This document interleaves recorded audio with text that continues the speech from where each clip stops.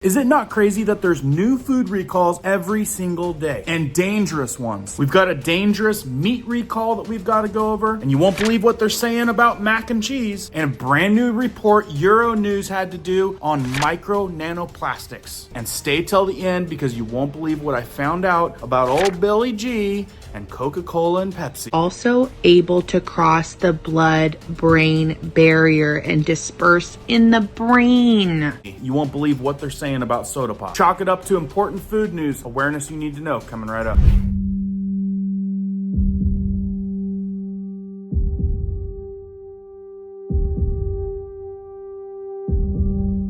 My name is Cohen here at Riverside Homestead, and if you're brand new here, welcome. If you guys are into prepping tips, emergency preparedness, and most of all, news and awareness, stuff that you want to know about, be sure to hit that notification bell so you guys can stay up to date. Let's jump into this one. Okay, first on the list, I've covered it, but it's getting worse. So you guys need to definitely, possibly double check to make sure this isn't in your fridge or your freezer, because they're saying the deadliest Listeria outbreak in a decade prompts permanent closure of Boar's Head plant. If that's the case, it's probably a little bit worse than what they say it is. So in case you already know about this, just a quick recap for those that don't know, because it's definitely escalating. The major deli meat brand is also permanently discontinuing one popular item. If you're in Virginia and been watching the news, you might already know. Today, Boar's Head announced it will be permanently closing its plant in Jarrett, Virginia, where a deadly Listeria outbreak originated earlier this year. How many of us heard about that when it was actually really important? The delicatessen goods manufacturer recalled 7 million pounds of deli meat in July. Did you guys hear about it? Put in the comments.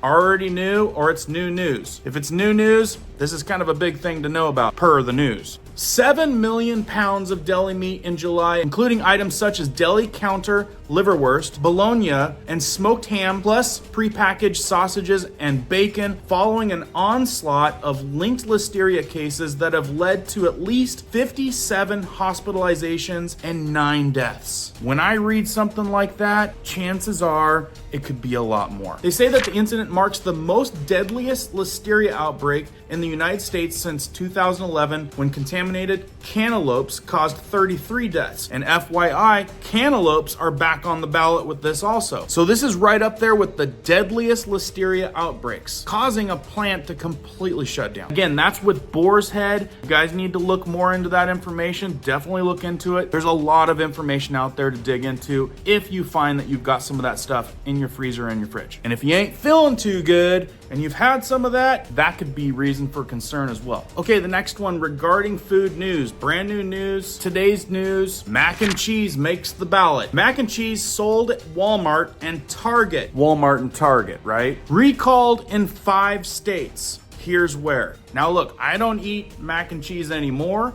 but as a kid I did, and I know a lot of people do. So again, another reason to hit the like button, because it helps reach more people, because this type of information could really help someone. They're saying mac and cheese brand has been recalled from 5 states, so shoppers may want to check their pantries. Look, even though I don't eat it, kids do. So now I'm questioning, is it this one? Let's find out. Racers Fine Foods, Racers, I'm not sure how you pronounce that brand, recalled its regular white cheddar macaroni and cheese products according to the U.S. Food and Drug Administration. It's part of a larger recall of Reeser products due to concerns of potential spoilage. Potential spoilage on a dry boxed food. Interesting. Reeser's pulled products from its stores in where? California, Illinois, Minnesota, North Dakota, and South Dakota. The macaroni and cheese is sold at Walmart, Target, Safeway, and Stop and Shop. Let us know down in the comments, do you have mac and cheese in your household right now? Just put yes or no. For me, it's a yes. I don't think it's that brand, so I'm good there. What I want to know is what the heck this spoilage is all about. They say that the spoilage may have occurred from malfunctioning refrigerator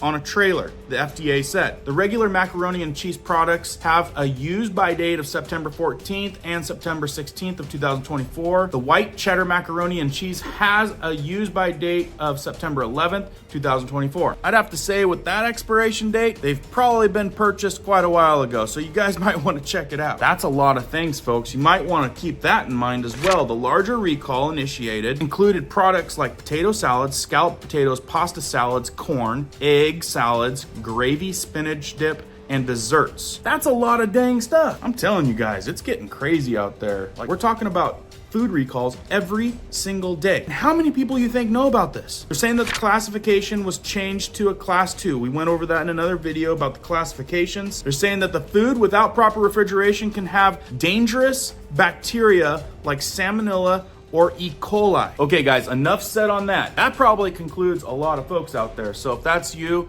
you might want to dig into that one. But really, I have to say, this type of thing is prompting articles like this. Articles like this that can be found on Microsoft News, MSN News. Can someone explain why there's a new food recall every day? Isn't it true? Well, it is true. You can almost find a new recall every single day, and it's regarding deadly food recalls, dangerous warnings, and the FDA is ordering it off the shelves. Recalls, settlements, people going to the hospital. It's absolutely nuts. It says, from deli meats, cucumbers, and frozen chicken to apple juice, it feels like there's always a new safety advisory making a headline. Most recently, the FDA has issued Cantaloupe recall for 5 states. We went over that just the other day. And that was due to potential salmonella contamination, as well as egg recalls in 9 states. We went over that one as well. It has sickened over 65 people. And let's not forget August's cucumber recall. I'm telling you, there's so many that slips through the cracks that you guys probably don't know about, and we wonder why many of us are circling the drain. This article goes on to list a bunch of other ones. According to Newsweek and Gallup survey, they're saying that the trust that the public has in the federal government ability to ensure food safety has reached record lows just prior to the polling. This article states that the FDA issued 19 recalls just in June of 2024, and check this out. They say that Gallup's survey conducted between July 1st and July 21st, that's a very small window, found that 37% of Americans had to discard or return food due to recalls or safety advisories. And only 53% of these people avoided these types of things, and 26% of people fear that they've already ate. Now, if you're like me, you always take this stuff with a grain of salt. We don't know if there's propaganda. We don't know if there's a mom and pop shop that they're trying to get rid of. We don't know if there's scare tactics. And really, the legitimacy comes down to doing extensive research. But knowing about it and being aware is step 1. So be on the lookout for signs like this, important product recall information. Stores are supposed to put it out there, but I honestly don't think it happens as often as it should. Okay, last but not least, I thought this is important information for us all to know, to either make you feel a lot better that you don't drink this stuff, or to notify others because they're drinking this stuff. Nonetheless, some pretty decent information. With headlines reading this, check this out. Number of microplastics in soda bottles found to increase the more you open them to drink them. Well, chances are there's plastic not only in your water, but inside you already. Scientists have created a breakthrough gadget that could help you detect microplastics right at home. We're talking about plastic pieces smaller than 5 millimeters. These plastics come from all sorts of places, like broken down plastic waste, microbeads and toothpaste, and even fibers from our clothing. Now here's the cool part. This new device is like a mini lab in a box. It uses a digital microscope, some fancy lights, and a smartphone app to spot those sneaky microplastics. And get this, it only needs a single drop of water. The process is pretty neat. You add a special solution to the water sample, and boom, the microplastics light up like a disco ball under a green light. And the app then counts these glowing particles and gives you the lowdown on how many are in the water.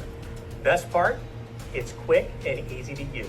In less than 20 minutes, you'll know if the water you're about to drink has, well, a microplastic party going on. Currently, this device is still in development, but researchers are optimistic about bringing it to the market soon. We'll keep an eye on it. So while we're still figuring out how exactly these tiny plastics affect our health, this gadget could be a game changer in helping us keep an eye on what's really in our water. First thing comes to mind with that is, why do we have to test it ourselves? Shouldn't the FDA be doing a good job? Or wait, they let certain amounts of toxins, certain amounts of nanoplastics and different things in the water because it's permitted up to a certain level. That right there just kind of blew my mind, because I don't feel like we should have to do that, but the importance of doing something like that could result in you not eating plastics and nanoplastics and toxins. Apparently we have to test it ourselves because the people that's supposed to manage that stuff, some would say, are not doing a job that meets the public's best interest. Profit over people, my friends, profit over people. In this article, it says a French NGO identified 6 types of plastic in Coca-Cola and Schweppes soda, according to a report published this week. Of course, this has to come from Euronews, right? It goes on to say the organization Agir pour some crazy name, Act for Environment, which means Act for the Environment, relied on 2 laboratories to conduct a study or studies on potential presence of nano and microplastics of plastic when the bottles are opened once, 10 times, or 20 times to mimic real use. And the report included analysis of the plastics with 6 different types of polymers identified. And here's the craziest part. They're saying microplastics ingested by humans can be found in every organ, including the brain, new studies have found. Interesting article goes on to say the results call into question the Coca-Cola and the French health authorities, who must guarantee consumers a container that does not expose them to molecules whose health impact cannot be ruled out. So I know you guys are waiting for the thing that I told you was at the very end of the video. And it kind of goes hand in hand with this crazy article that reads on, very interesting. But the correlation and connections for someone like me definitely makes you scratch your head. So put on your tinfoil hats real quick, because I'm gonna play something that's not true, but will be a great thing to leave you thinking and pondering, and possibly something to deep dive to find out the true facts about that. I found out some pretty crazy news yesterday, and that is the fact that Pepsi and Coca-Cola have now been found to have nanotechnology inside of their sodas. Crazy coincidence. Just so happens that Billy G had signed a $1.1 billion 5-year AI contract with Coca-Cola. What the hell does Microsoft have anything to do with Coca-Cola? You might be saying, oh, everybody's going, AI these days. And no. This has to do with nanotechnology that is permeating the blood-brain barrier. And I'm going to show you. Here it is. The fluorescent nanoparticle study is present in Coca-Cola and Pepsi-Cola. And I'm going to show you why you never want to touch this stuff again. So the biodistribution study in major organs indicated that the nanoparticles were easily accumulated in the digestive system, and they were also able to cross the blood-brain barrier and disperse in the brain. So what's crazy about this whole situation is it feels like I've heard it before. I wonder where I've heard about nanobots being put inside of our bodies without our awareness on a worldwide scale.